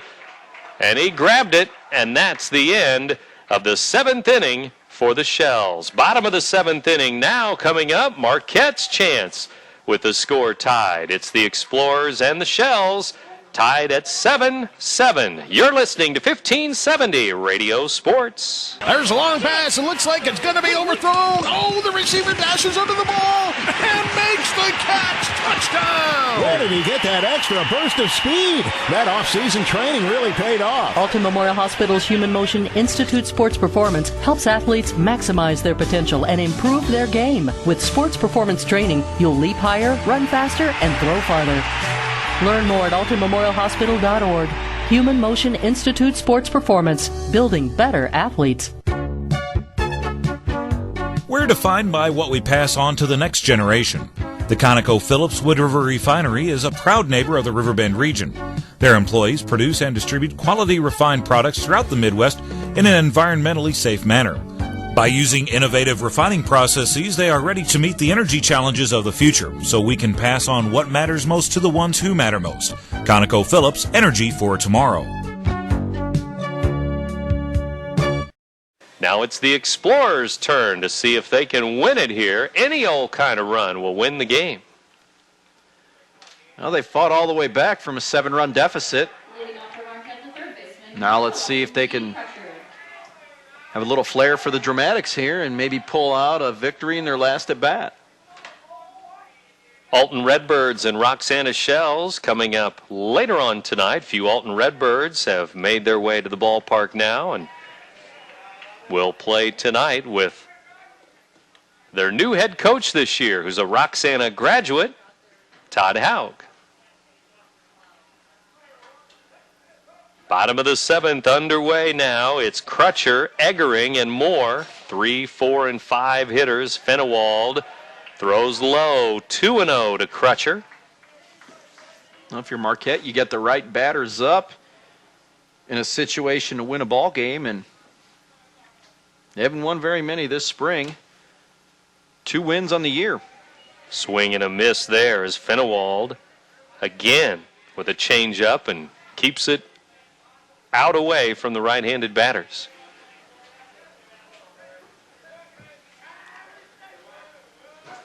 Two-one delivery now. Swing and a chopper to third. Palin has it in the glove. He drops it. Throw to first. Safe at first base. Each third baseman making an error here in the 7th inning. Now the play was there, and it was a nice big hop for Palin, and he just drops the ball. Once he drops the ball, good hustle by Crutcher to get down the line. He represents the winning run now with nobody out. So let's see what the cleanup man does here. Zach Eggering. Where's number 24? Fenewald on the mound. He's been in ever since the 5th inning when he came in relief. Crutcher at first base, reaching on the 4th error on the Shells. We've had 7 errors in the game. 7-7 score. 7s are wild here. We're in the 7th inning. High for a ball. Throw to first, runner back. Looks like Greg DeCourcy is going to use his cleanup hitter to bunt in this situation, get him into scoring position, do whatever he can to get him down to second base and give his team an opportunity with a base hit to maybe win the game. There's a bunt, first base side. Catcher grabs it, bare hand, and throws to Trey Ham covering. Play goes 2-4. Runner to second, 1 out. And Eggering does his job. He deadens the ball out in front of the plate, and no chance to get the runner at second base. The first baseman, number 35, Drew Moore. Moore is up to the plate now. He's 0 for 2, walked and scored in the second. And you know who's up after him, and that would be Mr. Hendrick, who's had himself quite the day at the plate. And he's gone the distance on the mound, pitching too. Fenewald, a big breaking ball outside, ball 1. Moore walked and scored back in the second inning, then a fly out and a strikeout. He's 0 for 2. Shells and Explorers tied in the 7th inning, 7-7. There's a pop-up on the infield, and that will not help the cause. Arbuthnot under it. The shortstop has it, 2 down. Call me crazy, but I would not be surprised if Hendrick gets himself an intentional walk here, and they go ahead and pitch to Dunn. I mean, you got the base open. Why not just put him there? His run doesn't mean a thing. That runner out at second base is the one that matters, and that's what they're going to do. Intentional walk. He will trot down to first. And 2 on, 2 out. That'll leave it up to Dunn, who had that pop fly single that tied the game just over the shortstop's head back in the 5th inning. Well, it's a smart thing to do. I mean, Hendrick's run means absolutely nothing here. Crutcher is the one that matters out at second base. His run is the only one that counts here, so you had the base open, you might as well put him on. He's done enough damage at the plate already. Why let him hurt you any more than he already has? So left-handed batter Joe Dunn taps one back to the pitcher. Fenewald flips to first. Out there. Extra innings at Gordon Moore Park today for the South Central Conference opener. No runs for Marquette, so we'll go to the 8th inning. Still 7-7 on the board. You're listening to 1570 Radio Sports. My dentist is like part of the family. He's always gone out of his way to make things as painless as possible for me. He's kind of like my American Family Insurance agent. Whenever I've got a problem, my agent solves it quickly, and it never requires Novocaine. I think my dentist could take some pointers from my agent. American Family Insurance. The family you choose. American Family Insurance. For all your protection under one roof, call Gerard Fisher, American Family Insurance. Business owners all around the Riverbend have been turning to Chuck West Agency for over 46 years for help with employee benefits, retirement planning, and life insurance solutions. Retirement planning is one of the most crucial concerns for business owners and employees, so let Chuck West Agency help you find sound, innovative ways to meet these challenges. Give Chuck West a call at 618-462-6880 or email info@chuckwestagency.com. Okay, see ya. Thomas Hendrick back to the hill for Marquette in his 8th inning of work. We go to the top of the 8th inning, and we're still tied at 7-7. We've been tied at 7 since the 5th inning when Marquette scored 3 times to tie up the Roxana Shells. Louis Korak and Brent Birkeland back with you here, and we play on, and it's extra innings for this SCC battle here, Louis. 5 innings ago, you wouldn't have thought so, but Marquette's battled back, and we're going to take this to sudden death, if you want to say so. Next team that scores is probably going to win this one, but we've had some crazy things happen today, and you just never know what we're in store for. Marquette again tomorrow, scheduled to play at Jerseyville against the Panthers. Pitch on the way. There's a ground ball, third base side, foul. And I believe the Jerseyville Panthers' only victory is against Roxana. Maybe. Don't know. Garner, the batter here. Arbuthnot and Pleister will follow against Hendrick. Eggering, the catcher. There's a strike. Crutcher at third. Eberlin at short. Etley at second. Hayden is the first baseman. Dunn in left. Zulig in center. Drew Moore out in right field now. Last inning, Hayden moved to first after pinch hitting, and Moore went out to right field. There's a pop fly near home plate. Foul territory, and the catcher, Eggering, falls to his knees, but he hangs on to the foul ball. 1 out. Made it an adventure for himself, but bottom line is he was able to make the catch and that all-important first out, and the Shells are now back to the top of the order.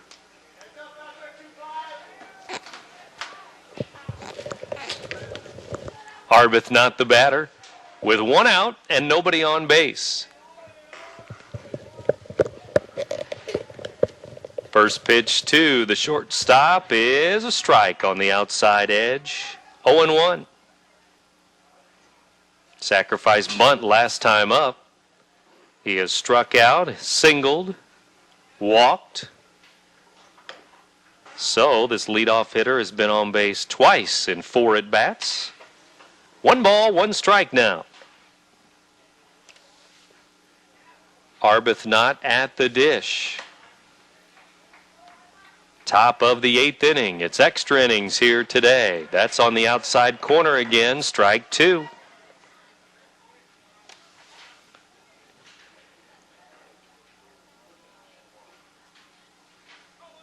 One ball, 2 strikes. Hendrick brings it in. Swing and a pop-up near home plate again. This one's going to get out of play, though. As Louis mentioned, Hendrick well over 100 pitches now, but he's still out there and still the only man in the pitching department. Nobody in the bullpen. Well, he came into the inning with 105. 105. Here's another ground ball, a roller to second base. Etley throws to first base. 2 up, 2 down. Got Arbuthnot to reach, and he pokes it to the right side softly. 2 up, 2 down, and that's going to bring Pleister in. 1 for 2 with a couple of walks, and he scored twice in the game. Yes. But those were a long, long time ago. We're in the 8th inning now. The ball game 2 hours old. Swing and a foul, back and out of play. Strike 1. Pleister again on base 3 times today. Couple of walks and a single. 2 runs scored. Right-handed pitcher for Marquette. Left-handed batter for the Shells. 2 outs and nobody on base. There's another chopper to second. Another chance for Etley. He flips to first. 1, 2, 3. Go the Roxana Shells. 3 up, 3 down. Bottom of the 8th inning. In a moment, still 7-7. You're listening to 1570 Radio Sports. Does your auto insurance meet your needs? Is your homeowner's policy covering everything you need it to? Call your local farmer's agent, Lou Mauser, today. He can review your coverages and identify potential gaps and let you know how Farmers Insurance can cover all your insurance needs. Call Farmers Insurance agent Lou Mauser today at 463-7570 or stop by his office that is located across the road from Alton High School. When you need the best insurance at reasonable prices, think of your local Farmers Insurance agent, Lou Mauser.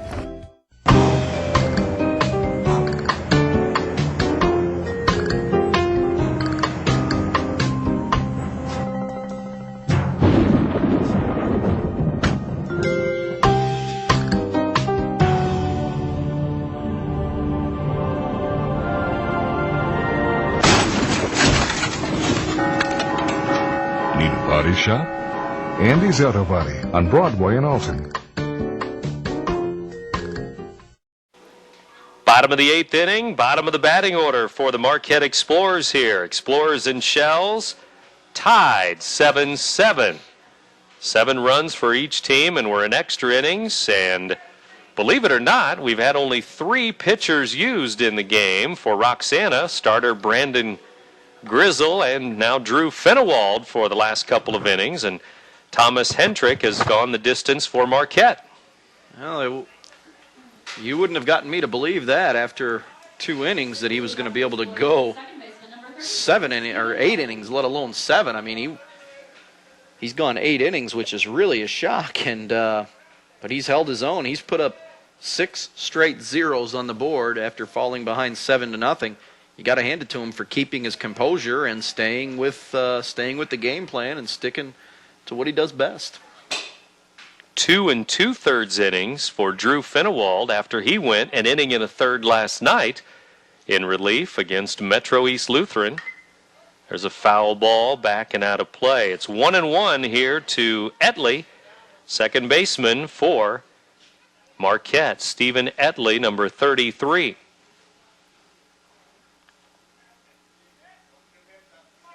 Finnewald looks in, gets the sign, the pitch.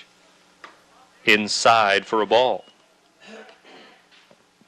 Shells have had the same order the whole way, or same defense alignment. Brumley in left, Pfeiffer in center, Pleister in right, Palin at third, Arbuthnot at short, Ham at second, Drawl at first, Garner the catcher, Finnewald the pitcher, and there's a strike. It's 2-2.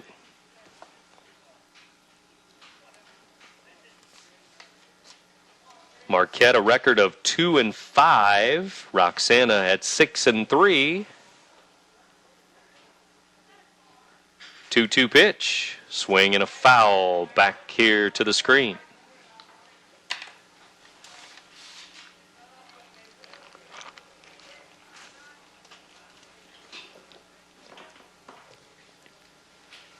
Two count. And Finnewald ready again. Marquette second baseman ready again. And he wraps one through the hole. Left side, leadoff single as he grounds it between Arbuthnot at short and Palin at third. It's the first hit of the day for Etley. Leadoff man is on once again, just like in the seventh inning, representing the game-winning run. And Hayden will bat now for the second time. He popped up to second in his first plate appearance in the bottom of the sixth. Here's Finnewald to the left-hander. He bunts in the grass, third base side. Palin bobbles it, throw to first, and safe there. Safe there, everybody's safe, and there's two on and nobody out. Boy, good bunt down the line. It's going to be a tough play for Palin to make, but he had a play to make there. And even with the bobble, he almost got the runner at first. You got to figure if he doesn't bobble the ball there, he's going to be able to get the out. Sacrifice and an E5. Fifth error on the Shells, and another bunt may be coming here. Zulig, the leadoff man, trying to move the runners up because nobody out here. Two on in the eighth inning. Zulig has an RBI, so does Eberlin. And those two due up here, back to back. Here's the stretch, throw back to second, and they throw it away into center field. The runner's going to move up to third base. The throw there, not in time. Now the runner trying to go to second. He's out there, and that's going to be the first out of the inning, and a runner is at third. Another wild, wacky play. You have an error there on the runner, and boy, Greg DeCourcy right now, he's not happy with Hayden whatsoever. You had the runner at third base and nobody out, and he basically walked himself into a first out, and he wasn't happy with his runner there at all. But nonetheless, it's still an opportunity to win the game here, but I'm sure he would have loved to take his chances with first and third and nobody out. Makes things really interesting now. And Pete Kleeman's going to take a walk to the mound to talk to his infielders. Two more errors in this inning. The Shells are up to 6 errors in this game. And boy, what a tough loss to swallow here if you're up number one, 7-0 in a game. And you commit 6 errors in a conference game. The 7-0 part is what sticks out to me. I mean, mistakes are made in all different sorts of games. Not 6, but losing a 7-0 lead, boy, that gets to be really, really taxing on a team and on a coaching staff. And those are the type of games that if you're a coach, you're afraid that those are going to linger with your players. And the infield is going to play in now. Obviously, you've got no choice but to cut this run down at home, or otherwise the game's over. And also, maybe the middle of the conference season, you look back on some games that you maybe should have won in the SEC. There's a pop foul. Third baseman Palin over the shoulder. Can't make the grab. It's a foul ball and a strike.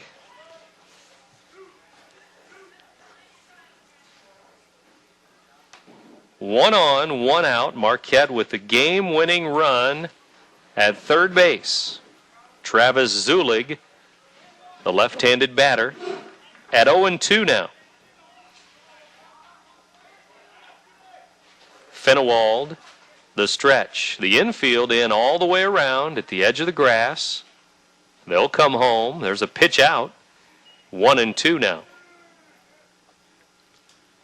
Just in case there's a squeeze. You do have to be aware of it. I mean, you've got a leadoff batter here. You've got to be aware of it and feel like that he's probably capable of laying a bunt down, and it's an easy way to win a ball game. Here's the next. It's low and away. It's 2-2 now to Zulig, and again Eberlin on deck.